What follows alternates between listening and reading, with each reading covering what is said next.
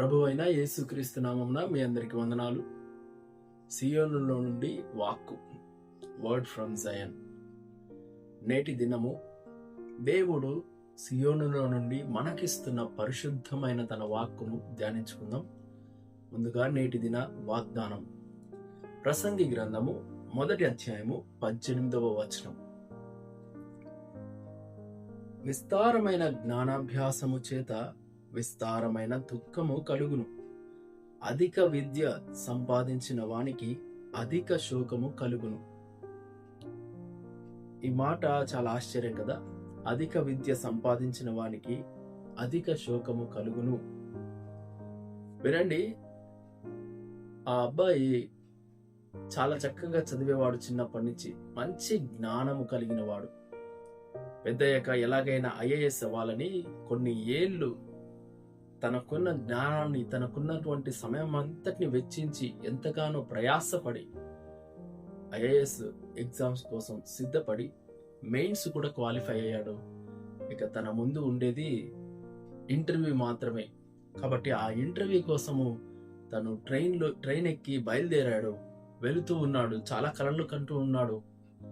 ఆ సమయంలో ట్రైన్లో వెళ్తున్నప్పుడు తన చుట్టుప్రక్కల ఉన్న కొంతమంది తనను పలకరించడం మొదలుపెట్టారు.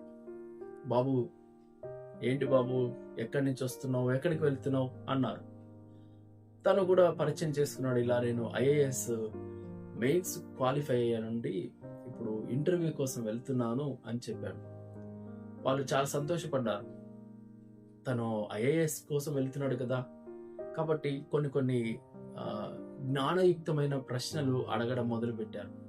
ఈ అబ్బాయి అన్నిటికీ చాలా తెలివితో ఎంతో జ్ఞానం సంపాదించిన వాడు కాబట్టి అన్నిటికీ చెప్తూ ఉన్నాడు. వాళ్ళకి చాలా సంతోషమైంది.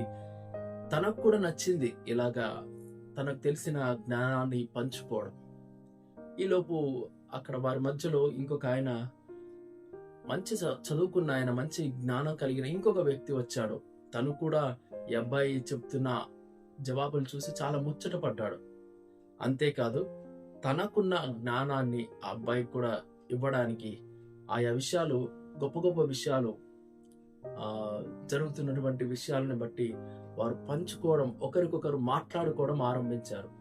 అలా చాలాసేపు మాట్లాడుకుంటున్నారు. ఈ అబ్బాయికి చాలా సంతోషం వేసింది, చాలా నచ్చింది. చిట్ట చివరికి లాస్ట్ స్టేషన్ వచ్చేసింది. ఇక చాలించి అందరు లేస్తున్నారు. ఈ అబ్బాయి అడిగాడు, ఇదేంటండి అందరు లేస్తున్నారు, లాస్ట్ స్టేషన్ వచ్చిందా అంటే, అవును బాబు, లాస్ట్ స్టేషన్ వచ్చింది, అందరు ఎలా లేచిందే కదా. లాస్ట్ స్టేషన్ వచ్చేసిందా? నేను దిగాల్సినటువంటి స్టేషన్ లాస్ట్ స్టేషన్ కంటే 2-3 స్టేషన్లు ముందే ఉంటది. లాస్ట్ స్టేషన్ ఎప్పుడు, నా స్టేషన్ ఎప్పుడు దాటిపోయింది?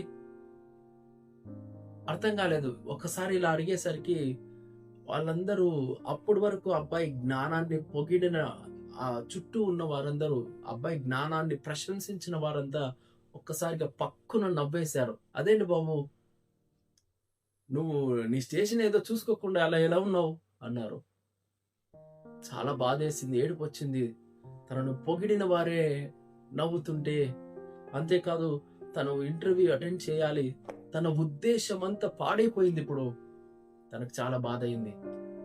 వినండి, దీని నుంచి నేను చెప్పాలనుకున్న విషయం ఏంటంటే, ఈ రోజుల్లో లేదా ఈ లోకంలో ఎంతో విద్యను, ఎంతో జ్ఞానాన్ని సంపాదించడానికి జనులు పరుగులు పెడుతున్నారు కదా.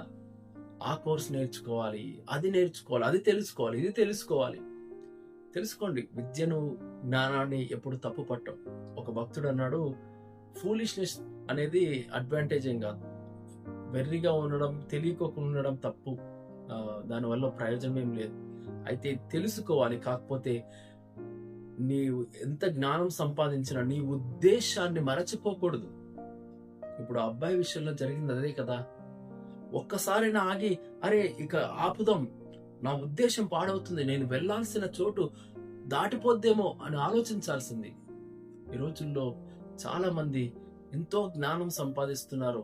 ఒకసారైనా ఆలోచించండి, ఒకసారి నిలబడి ఆలోచించండి. అరే, ఇంత జ్ఞానం సంపాదిస్తున్నాం, ఇంతగా నేర్చుకుంటున్నాం, అంతా వదిలిపెట్టి నా జీవితాన్ని ముగించు వెళ్ళాలి కదా, దీనికోసమైనా నేను వచ్చింది. ఒకసారి ఆలోచించండి. ఎంతో దూరం వచ్చావు, ఎన్నో నేర్చుకుంటూ వచ్చావు. ఒకసారి వెనక్కి తిరిగి చూసి నీవు సంతృప్తి పడిన రోజులు, నీ జీవితానికి సంతృప్తి దొరికిందా ఒకసారి ఆలోచించండి. నీ జీవితంలో సంతోషము ఉన్నదా ఒకసారి ఆలోచించండి. అసలు నువ్వు భూమి మీదకి ఏ కారణాన్ని బట్టి, ఏ ఉద్దేశము చేత వచ్చావు ఒకసారి ఆలోచించండి. అలా ఉద్దేశమును జ్ఞాపకము చేసుకోకుండా నేర్చుకుంటూ జ్ఞానాన్నే సంపాదిస్తూ వెళుతున్న వారందరూ శోకముతో మిగిలిపోతున్నారు. మీకు తెలుసా, నిజమైన ఇంత జ్ఞానాన్ని సంపాదించుకుంటున్నటువంటి అనేక మందికి నిజంగా సంతోషం ఎక్కడ దొరుకుతుందో తెలియట్లేదు. ఎక్కడ సంతృప్తి ఉందో తెలీదు. వారి జీవిత ఉద్దేశం ఏంటో తెలీదు. అయితే వీటన్నిటికీ సమాధానం ఇవ్వగలిగిన వాడు దేవుడు మాత్రమే. ఆయన నీకు సంతోషం ఇవ్వగలిగిన వాడు, నీ జీవితంలో సంతృప్తిని కలిగించగలిగిన వాడు. అంతేకాదు, నీ జీవితానికి సరైన ఉద్దేశమును చెప్పగలిగిన వాడు. నిన్ను సృష్టించిన వాడు ఆయనే కదా. కాబట్టి ఆయనే నీకు చెప్తాడు, ఎదుగో ఇందుకోసమే నిన్ను భూమి మీద పంపించాను. అయితే నువ్వు జ్ఞానమును నేర్చుకుంటూ దాని యందు దీని యందు వెళ్ళిపోతూ నీ జీవిత ఉద్దేశాన్ని పక్కన పెట్టేసి శోకముతో, లాస్ట్ స్టేషన్ అయిన శోకముతో మిగిలిపోకు. రెండో విషయము, ఇంకొక విషయం నేను చెప్పాలనుకుంటున్నా. ఈ రోజుల్లో క్రైస్తవులు కూడా చాలా మంది విస్తారంగా బైబిల్ చదువుతూ ఏ ప్రశ్న అడిగినా సమాధానం చెప్పడానికి సిద్ధపడుతూ అవతల వాడికి ఎలా కౌంటర్ ఇవ్వాలో సిద్ధపడుతున్నారు. కానీ విచిత్రమైన విషయం ఏంటంటే, ఎవరు కూడా వారి జీవిత ఉద్దేశమును లేదా వాక్యమును చదవలసిన ఉద్దేశమును మర్చిపోతున్నారు. దేవునిని తెలుసుకోవడం కోసం, దేవునితో సన్నిహితం కావడం కోసం, ఇంకొంచెము నిన్ను నీవు తగ్గించుకునే వాడివి కావడం కోసం కదా వాక్యం చదవాల్సింది. ఛాలెంజ్లు వేయడానికి కోసం కాదు కదా అని ఆలోచించట్లేదు. అధికమైన వారి థియాలజీ చివరిగా వారిని అవిశ్వాసంలో, శోకంలో నిలిపేస్తుంది.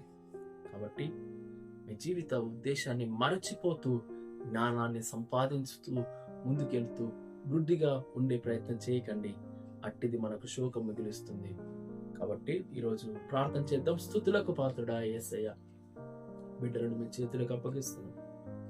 ఆ అబ్బాయిలాగా జీవిత ఉద్దేశాన్ని పక్కన పెడుతూ దాని గురించి ఆలోచన లేకుండా విస్తారమైన జ్ఞానము చేత, విస్తారముగా విద్యాభ్యాసము చేత, విస్తారమైనటువంటి నాయన ఆలోచన లేని నేర్చుకుంటూ ఉన్న వాటి చేత ప్రభువా శోకములోనికి బిడ్డలు పోకుండా వారి జీవిత ఉద్దేశాన్ని నెరవేర్చుటకు, సంతృప్తి కలిగి జీవించుటకు సహాయం చేయమని యేసు నామమున ప్రార్థిస్తున్నాము తండ్రి.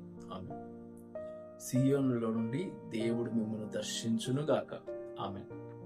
అందరికీ వందనాలు.